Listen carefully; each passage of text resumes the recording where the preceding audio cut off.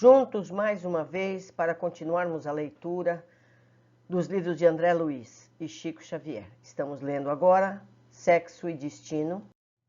Hoje teremos o capítulo 8 da segunda parte. Satisfazendo a recomendação de Félix, que nos esperava a cooperação, junto de Cláudio e Marina, demoramo-nos no Flamengo, ao pé do amigo que a consternação abatia. Entregue a si mesmo, sem qualquer consolação humana, Nogueira refletiu e compreendeu. Havia lido bastante, conversara o suficiente com Agostinho e Salomão. Não lhe cabia excusar-se à verdade. Recolhera a fé por misericórdia da bondade divina. Entretanto, a divina justiça não poderia forrá-lo à solidão que ele mesmo plantara. Reprisava-se-lhe o coração de saudades da filha que o túmulo escondera. Aquela quinzena de hospital unira-os em espírito para sempre, e ao lado de Marita obtivera a luz da renovação. Doía-lhe pensar que não mais experimentaria o conforto de carregá-la, sustentá-la, socorrê-la. Abatido, sentou-se e chorou. A noite avançava e Márcia não aparecia. Telefonou discreto para vizinhos de Dona Justa, a servidora chamada por obséquio à residência de amigos, veio atender. Informou-se da desencarnação de Marita e lamentou não haver conseguido a notícia, antes com o tempo necessário para assistir-lhe o funeral. Esclareceu que a madama subira a Petrópolis, sem precisar o regresso. Dona Márcia alegara cansaço, depois da internação de Marina para tratamento, e avisara-a de que pretendia passar alguns dias na serra, ganhando forças. Ela, Dona Justa, segundo o combinado, comparecia pela manhã no apartamento e folgava à tarde. Nogueira perguntou pelo estabelecimento, onde se achava a filha doente. No entanto, a servidora respondeu com sinceridade que não sabia. Dona Márcia não lhe fornecera informações. Aliás, solicitava licença para inteirá-lo sem a menor intenção de afligi-lo, de que julgava a patroa também esgotada. Parecia nervosa, enferma. Cláudio agradeceu, tomou o catálogo telefônico. Pediu infrutiferamente ligação para a conhecida casa de repouso em Santa Teresa.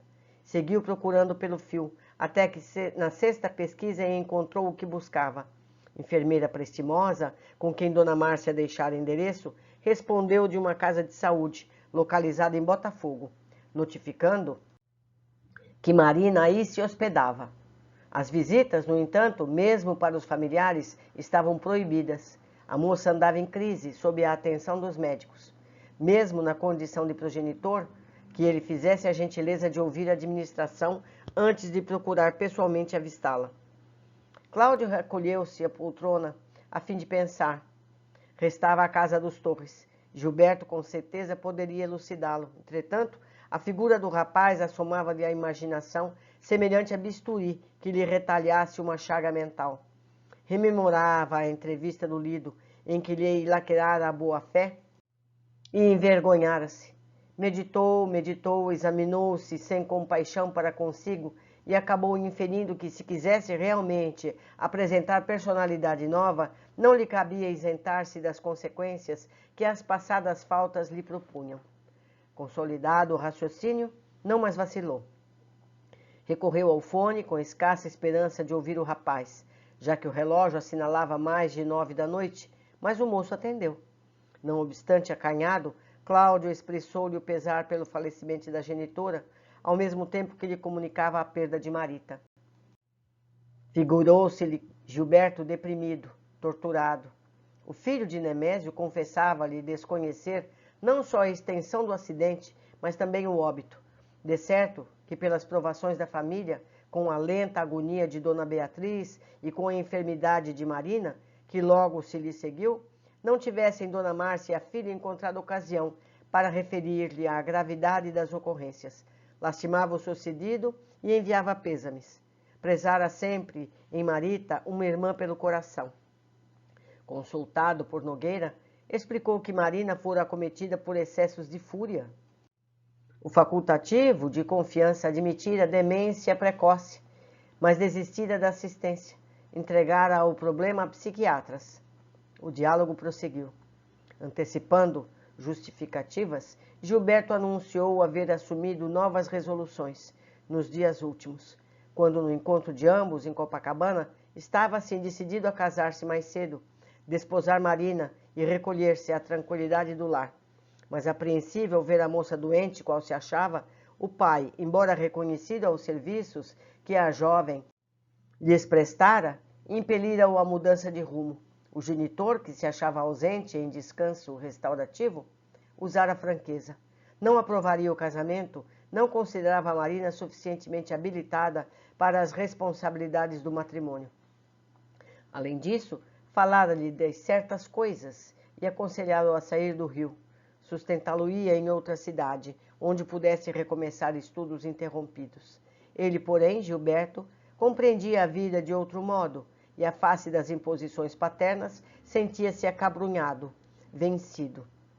Cláudio aceitou as alegações com humildade e acentuou que ele era ainda muito jovem e que não devia opor contradita aos conselhos de Torres pai, e sim continuar refletindo, de vez que casamento, em qualquer pessoa, reclama liberdade e consciência.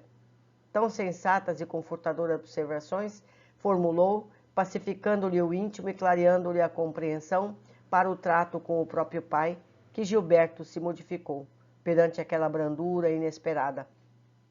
Supunha ouvir um outro Nogueira, mais velho, mais amigo. Emocionado, agradeceu e chegou a pedir-lhe não o abandonasse. Verificava-se agora sozinho. O genitor era bom, generoso, mas homem de negócios, cabeça cheia.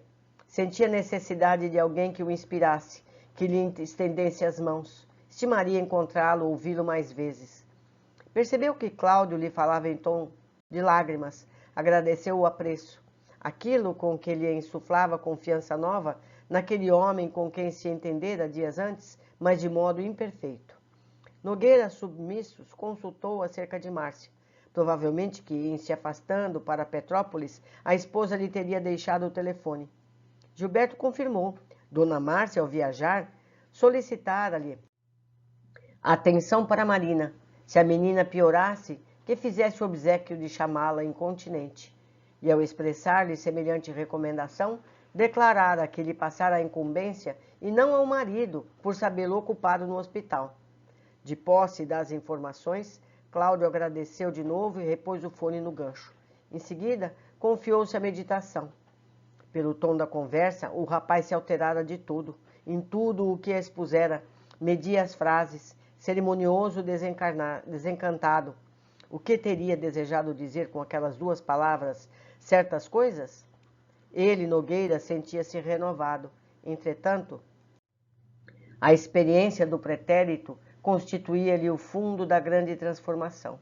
Não ignorava que a filha se arriscava à dualidade perigosa, na aventura afetiva. Convencia-se de que algo de muito grave teria ocorrido. Era bastante maduro para não desconfiar de que pai ou filho houvesse apanhado algum flagrante desagradável. Deduzia que a jovem baqueara, caindo em abatimento, como quem achara nisso a deserção de si mesma. Pensou nela e compadeceu-se. Afinal, não se fizera crente para censurar. Aspirava a compreender e servir. Sabia agora que a obsessão provocava tragédias. E ele mesmo, que nunca auxiliara a filha na edificação da vida íntima, não podia queixar-se. Cismou e depois das 10 chamou a esposa. Dona Márcia respondeu.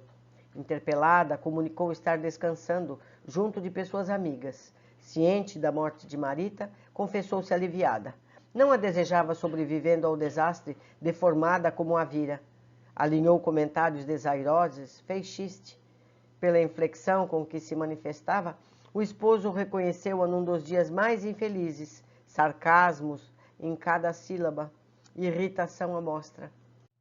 Cláudio apaquenou-se, rogou desculpas, não queria interromper-lhe a excursão. Não conseguia, porém, sossegar-se quanto à filha doente. Se possível, ensinasse a ele o melhor caminho para visitá-la com urgência. Solicitava-lhe o nome dos médicos amigos, esperava colher-lhes a opinião.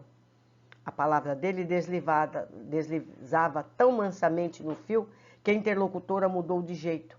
amaciou-se, informou que precisaria completar informações com amigas, que ele, Cláudio, aguardasse um minutinho. Transcorridos instantes breves, voltou participando que viria ao Rio, na manhã seguinte, a fim de conversarem.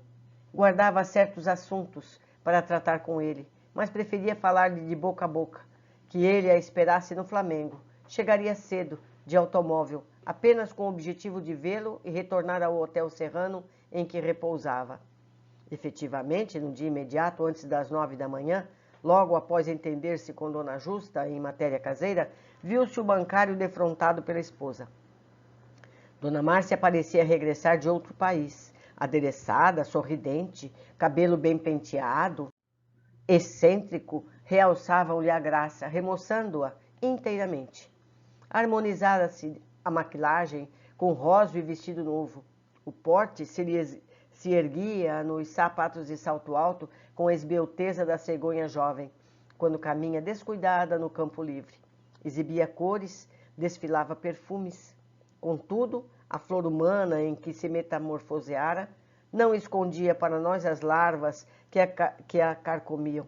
Jazia Dona Márcia, assessorada por pequena corte de vampirizadores desencarnados que lhe alteravam a cabeça.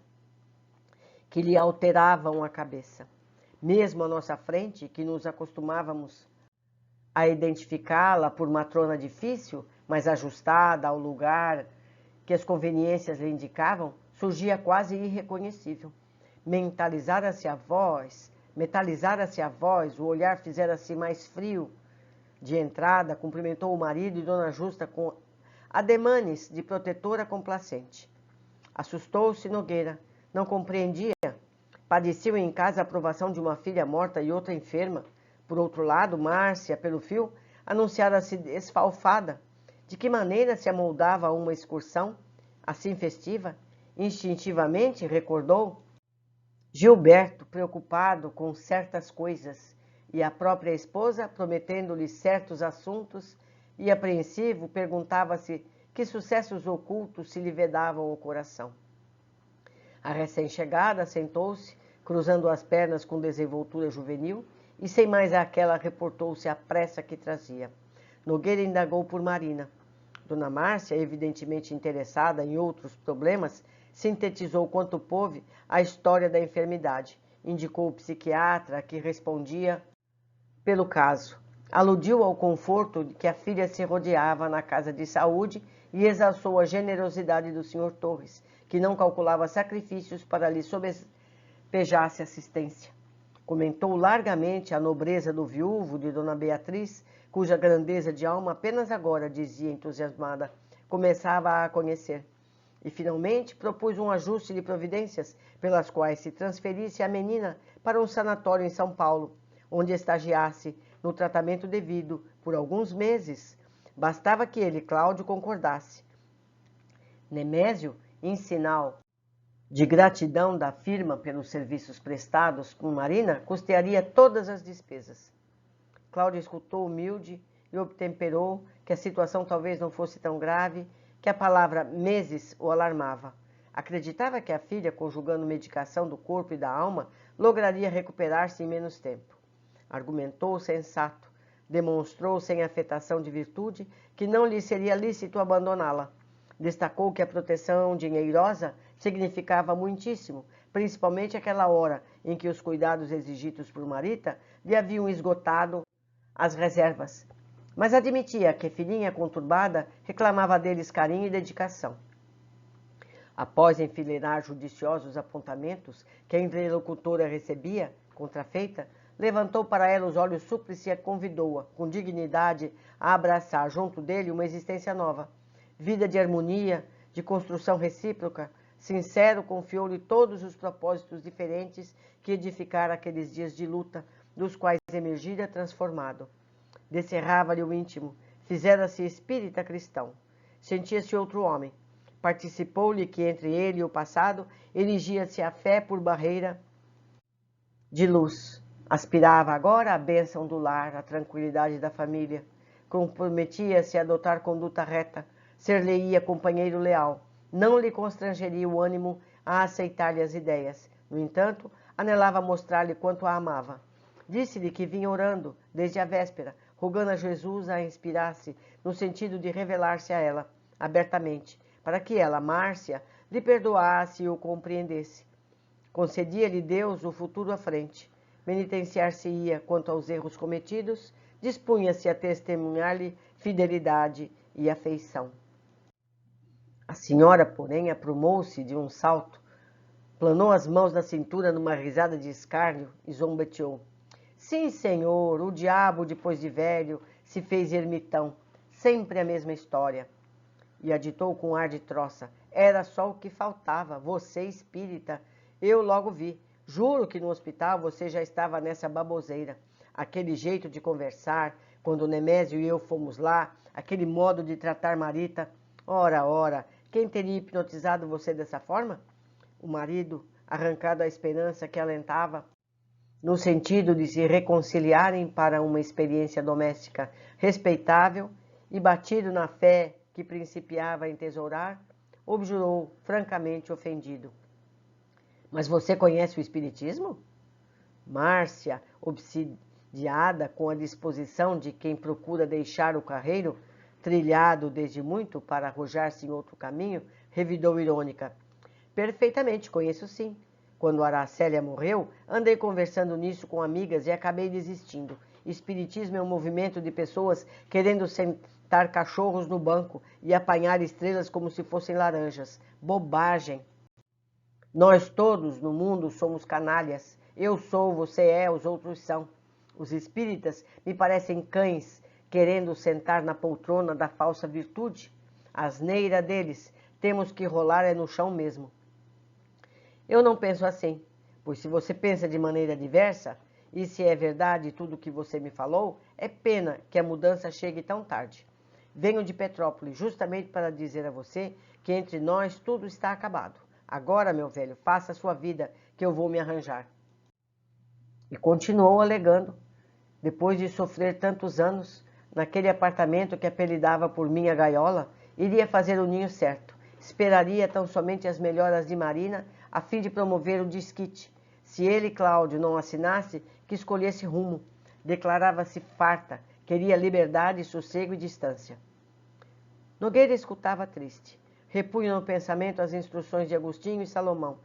Lembrava Marita, reconstituía na memória os textos lidos. Sim, concluía mentalmente, aquele matrimônio destruído era obra dele. Recolhia o que semeara. Uma filha morta, uma filha doente, esposa obsessa. Seara de espinhos para quem o plantara. Fitou Márcia, aplicada ao sarcasmo, e reconheceu que ambos eram comparáveis a dois náufragos na viagem do mundo, com a diferença de que ele aceitara refúgio no salva-vidas da fé, ao passo que ela preferia mergulhar no desconhecido. Por minutos amargos, ouviu-lhe pacientemente os remoques, até que o homem antigo ressurgiu nele. Impossível aguentar tanto insulto, monologou de si para consigo. A doutrina restauradora que abraçara não se destinara a criar homens indignos. Doutrina de compreensão e benevolência, mas também de limpeza e respeitabilidade. Não se julgava habilitado a receber tanta injúria sem revolta. Indignou-se, quis reagir, esbravejar, espancá-la. Entretanto, ao querer deslocar a destra a fim de agredir, a noção de responsabilidade acordou-se-lhe de repente. Recordou o hospital, reviu na imaginação a pequena mão gelada que o saudava. Num gesto de perdão, no momento do adeus. Os dedos submissos e frios da filha desencarnada estavam nas mãos dele, relembrando-lhe que devia perdoar como tinha sido perdoado. Súbita calma lhe tomou o coração e entrou em lágrimas copiosas. Márcia divertiu-se. Destacou que não faria falta ao marido que se afeminara, tornando-se poltrão e choramingueiro. Afirmou que, mediante aquele espetáculo de covardia, estava decidida a não contar com Marina, refeita. Tomaria atitude. Nada mais tinha a ver com aquela casa.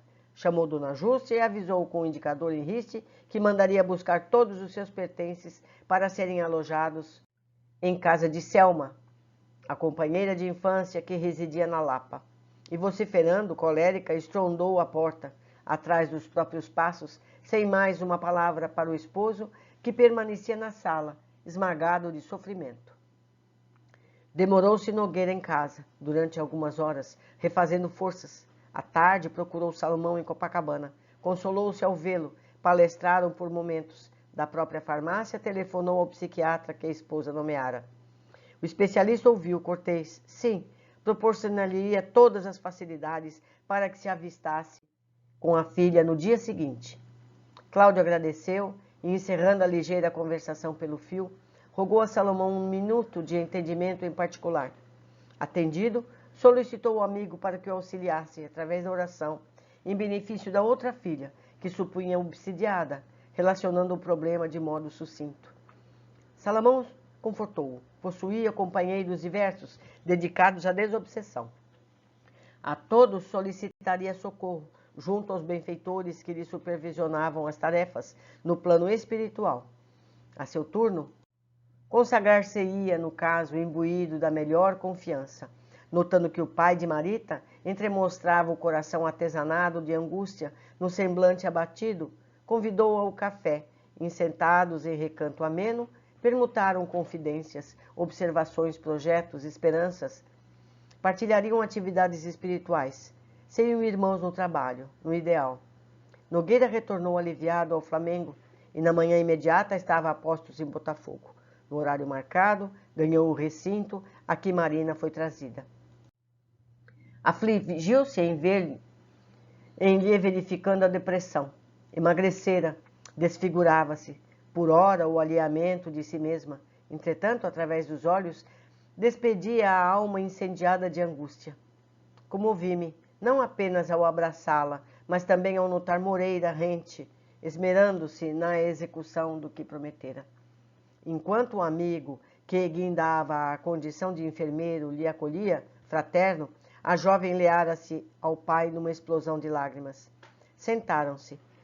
A enfermeira deixou-o a sós e Marina perguntou pela mãezinha. Por que não viera? Por que a desprezava? Por quê? Por quê?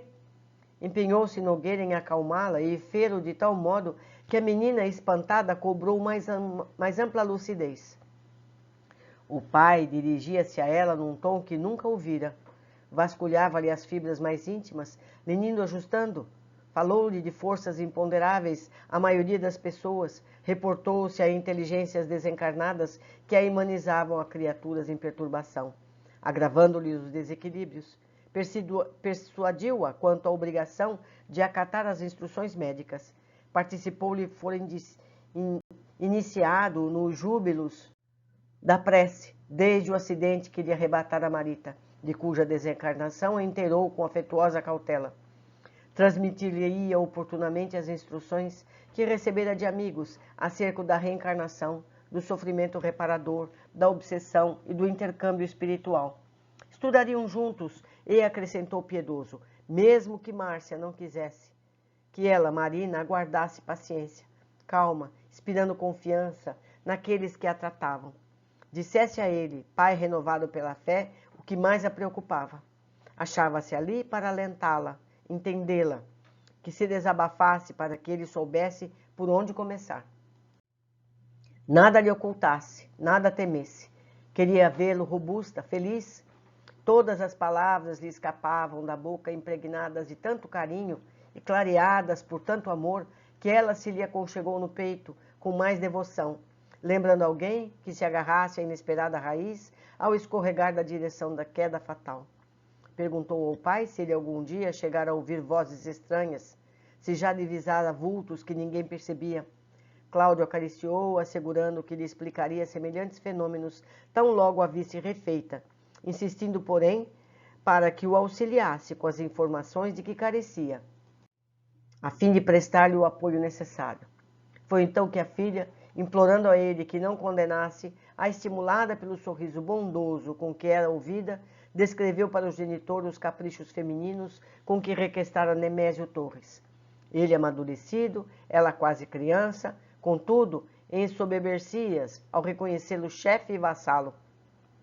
A princípio, os passeios alegres, o dinheiro a rodo, os afagos recíprocos, aos quais ela se entregava muito mais pela vaidade, de impressioná-lo que por motivos de atração. Contou como Nemésio, cativo, deu para escravizá-la. Historiou a noite em que ele a embriagara de propósito, quando lhe despertou nos braços dentro de uma casa rústica de São Conrado, que até então não conhecia. Desde essa época, se lhe fizera companheira, entrando à instância dele para o serviço de Dona Beatriz, para que a tivesse sempre à mão. Apaixonara-se por ela, repetia-lhe declarações, aspirava a desposá-la, assim que a viuvez sobreviesse naturalmente. Mas Gilberto aparecera e, por mais lutasse contra si própria, não conseguia controlar-se. Desde o primeiro encontro adivinhou nele o homem com que sonhava, pintando as emoções ao vivo com todas as tintas de realismo que o delírio lhe punha nas palavras. Confessou que o provocara, afastando-o deliberadamente da irmã. E, vingando-se de Nemésio, copiou-lhe a iniciativa. Numa noite de farra, impeliu-o a ceder-se no uísque, e, ao ter inflamado, conduziu ela mesma ao quarto de que dispunha no lar dos Torres, a título de fazê-lo descansar, para entregar-se a ele sem qualquer noção de vigilância ou censura. Ao acordar, induziu-o a crer-se responsável pelo futuro. Passara dessa forma a dividir-se com habilidade entre um e outro, embora conservasse, na indiferença por Nemésio, transformada em aversão.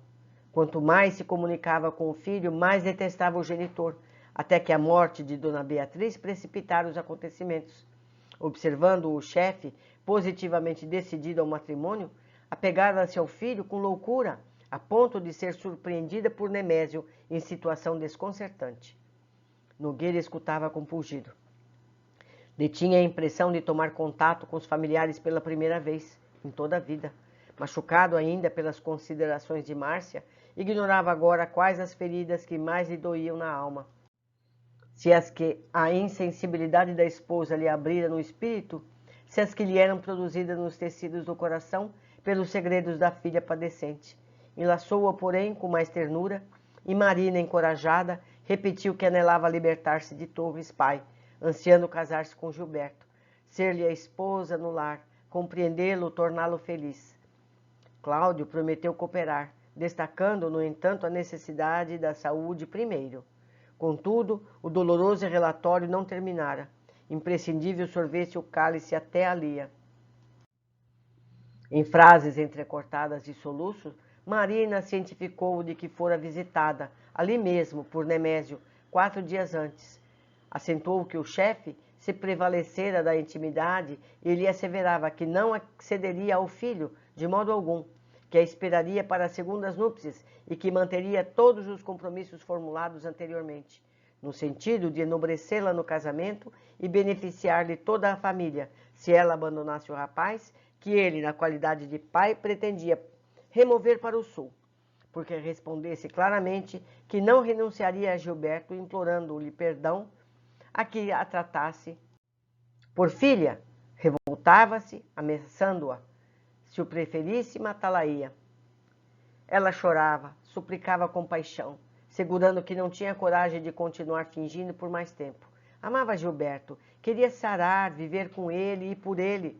Nemésio ria, mordaz, acentuando que ela lhe pagaria a desconsideração, que jamais lhe permitiria a felicidade junto daquele filho que passara a odiar e que, para humilhá-la, assintosamente conquistara as atenções de Márcia, sem resistência, decidindo-se levá-la para Petrópolis em substituição dela mesma.